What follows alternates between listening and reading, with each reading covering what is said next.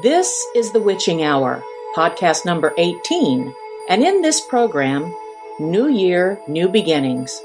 What about tarot as a tool for defining the coming months? And new faith for some intrepid explorers, the legacy of paganism as seen through the eyes of yours truly and none other than Carl-mccolman.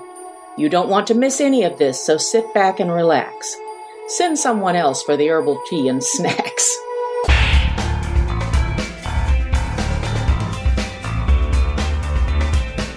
Hi, my name is Elle Shepard, and welcome to the Wytching Hour. If you are new to our podcast, let me explain a little bit about what we're about. First, this is a pagan podcast, about all things pagan and sometimes a few in-between goodies. Second, sometimes I'll fly solo on the program, but other times my favorite guy in the entire world will be here to do this with me with his own topics, or I'll have a guest or two and we'll just run the gamut of topics with the strange and mystical and magical realm of paganism and pagans. And last, we are trying to build a library of comments and requests about things that are pagan and none.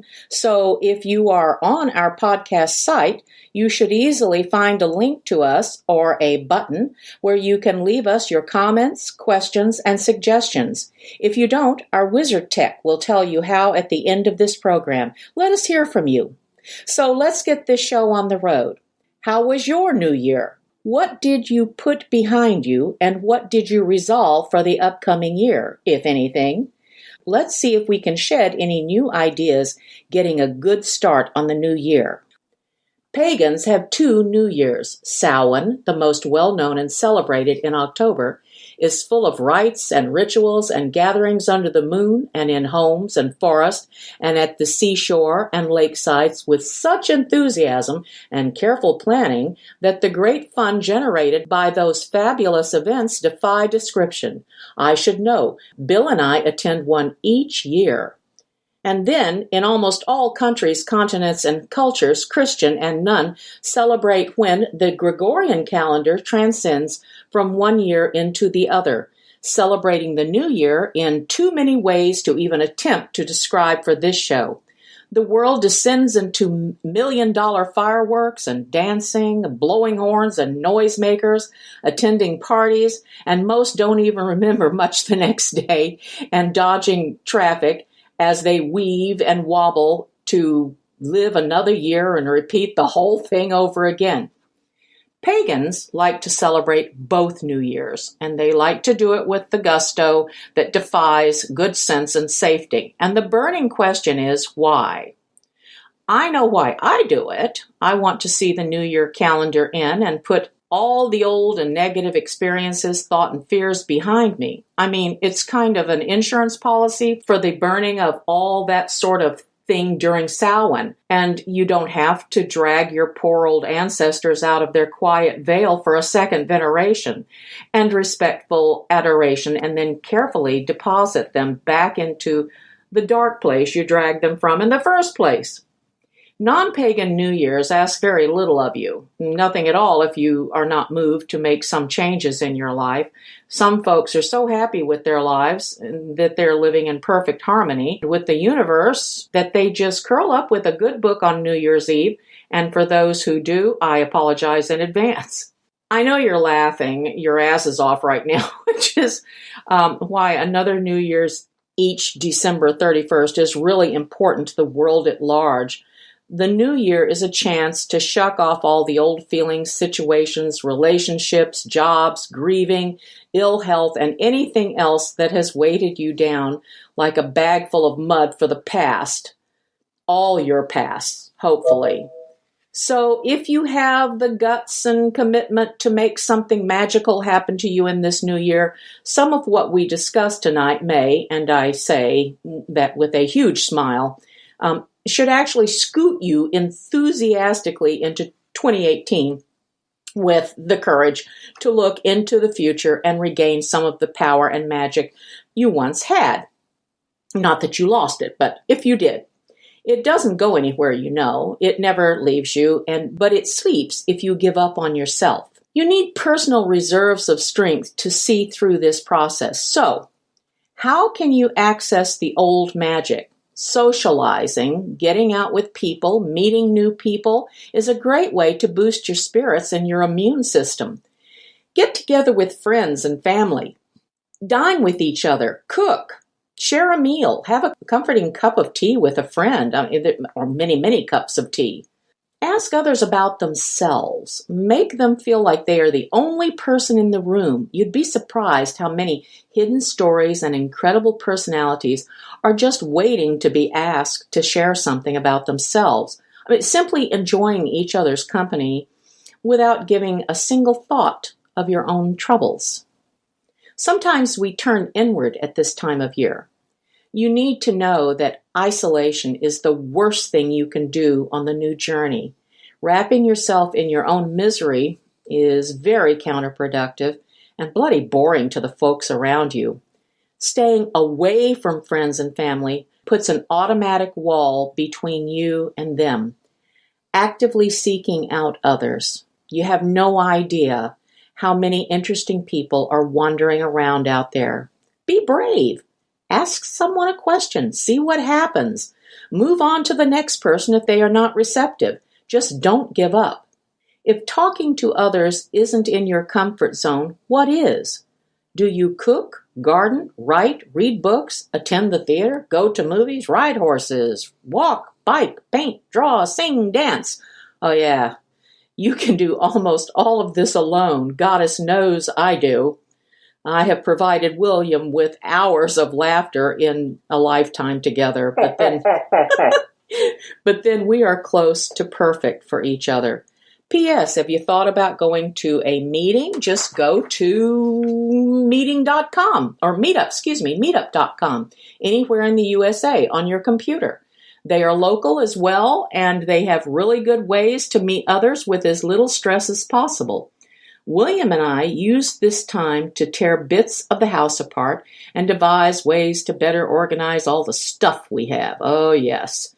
This is sometimes painful for both of us, but the results are awesome. Finding keepsakes, photos, and personal items that we haven't seen for a decade or two is more fun and often produces a few tears. Events, places, family, and people you have known in your lifetime, present or past, never leaves you. Embrace it. Enjoy the memories, even if they are sad. It's all part of you. And then put it away and revisit it again when you need it. Above all, and especially if you're pagan, don't forget nature. Take a walk and talk with Mother, I mean the great mother of us all, or speak with the deity that you connect with most. Most pagans today understand that you do not have to jump through hoops to commune with your gods or goddesses. They always listen. No amount of repetition of words or phrases, dancing in circles, beating drums, building fires, and lighting candles will induce the mother any quicker than your personal words to her, quietly and earnestly sent from your heart. And nothing will give you more peace of mind than a one-on-one with her. Try it. Of course, if you like all the beating of drums, turning circles, and this, that, and the other, that's okay too, because it's fun. 2018 will give you as much positive new growth and ideas and magic in your life as you allow it, and it is up to you. Are you up for it? I hope so, and in the meantime, I wish you love, joy, and magic in your life, as Mother and you agree you need. Then there's always next year. Never give up. You are a child of the Great Mother, and she is always with you. Okay, now, on to our next segment, which is about tarot. Bill, take it away. What's tarot? It's reading cards. It's telling fortunes. It's finding out the deep, dark secrets in your life. Or is it? Tarot can be used so much more than just divination. You can use the cards for focused intention and manifestation. Want to expand a particular energy in your life? Enhance an area. Invite more. Then consciously choose the cards that represent whatever it is you want to attract. Don't rely on randomness or blind card of the day pulls to guess what it is you really want. That's a bit like wanting to make a specific recipe and going to a supermarket blindfolded and pulling things off the shelves randomly. It doesn't work. As we start a new year, many of us are thinking of what has passed away, and yet what is to come. If you'd like to jumpstart a new beginning, here are 22 cards to help initiate your journey. Grab your favorite deck and pull out the major arcana cards. You can place the cards on your altar, stick on your fridge with a magnet, keep it in your wallet, create a desktop wallpaper or screensaver with it. Whatever helps with your specific focus and intentions. Select cards can also be used for spell work and rituals. The major arcana cards are the most recognizable and impactful cards in a tarot deck. These 22 cards represent situations we all face in the grand scheme of life, with each carrying a specific message of perspective and guidance to help you in times of need. While the minor arcana cards focus on the everyday actions and decisions you must face, these major cards reveal messages about the bigger picture of your life and its long-term direction. Though each of the major cards stands alone with its own deep meanings and influences, linearly speaking, these 22 cards also tell a story. The first card, the Fool, that's me more often than not, is the main character of the story, and his experiences as he learns, grows, and makes his way through life are represented by the 21 cards that follow. This storyline is a great description of the accomplishments, setbacks, and lessons we all learn as we go through the trials and tribulations of our lifetime, growing into whole, complete beings by the end of our journey. So look at the cards as a sort of roadmap, spread before you like a guide with paths to the left, paths to the right, or straight ahead. There is no path more right or more wrong when it comes to tarot, as the correct way differs constantly and depends on those small nuances in our lives that oftentimes we don't even notice. That's why I'm here. I'm a map reader, and perhaps with your help I can nudge you in the right direction. Let's have a go at it. Each podcast I will delve into the meanings of one or two cards, and with the help of your questions, if you have any, if you want to send them, we will explore the world of your life and mine. But before I go for today, let's look at one card. Today's card is the Fool. The Fool is the first card in a tarot deck because he is the most vulnerable of all the tarot's archetypes. He has not yet experienced the ups and downs of life, leaving him unaware of the magnitude of life's challenges and the strength and potential he holds.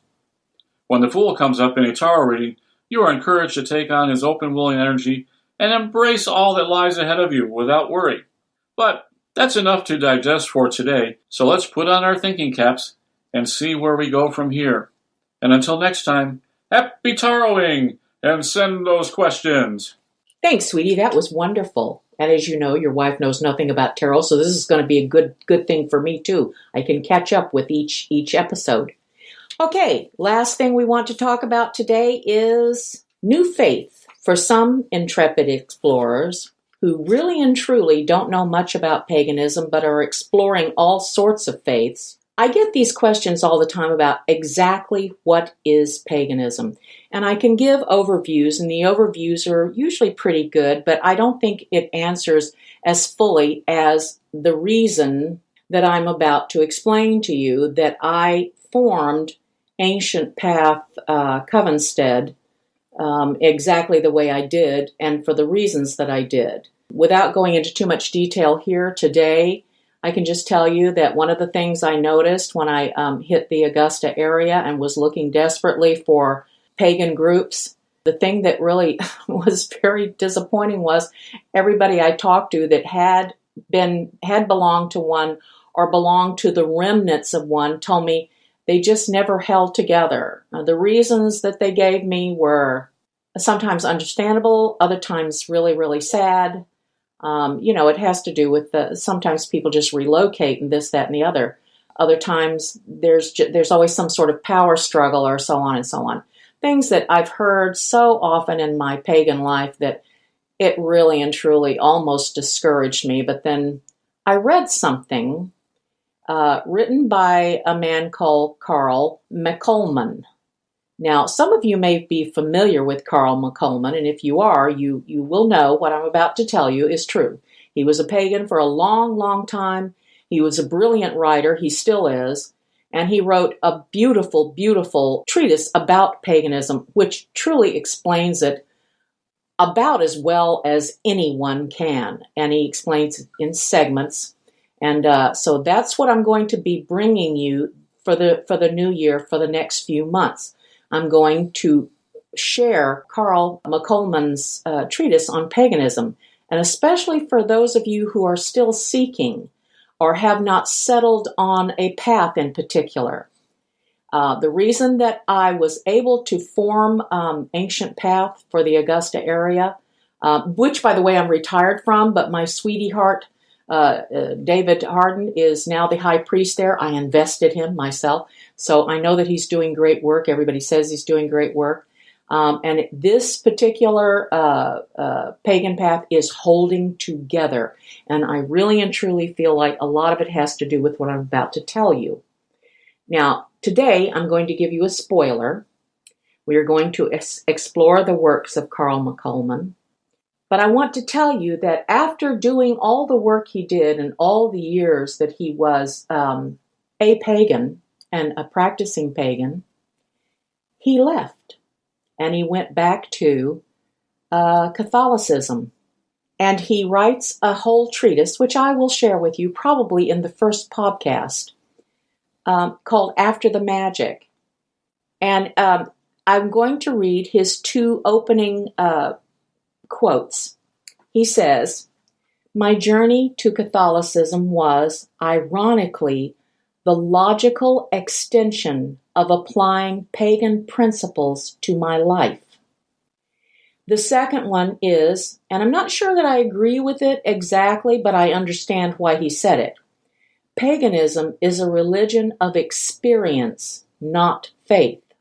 And that really stood out to me, and it made me think, aha, now I know what we have to do. He goes on to say, it's not about what you believe. It is a path based on what you do, not what you think.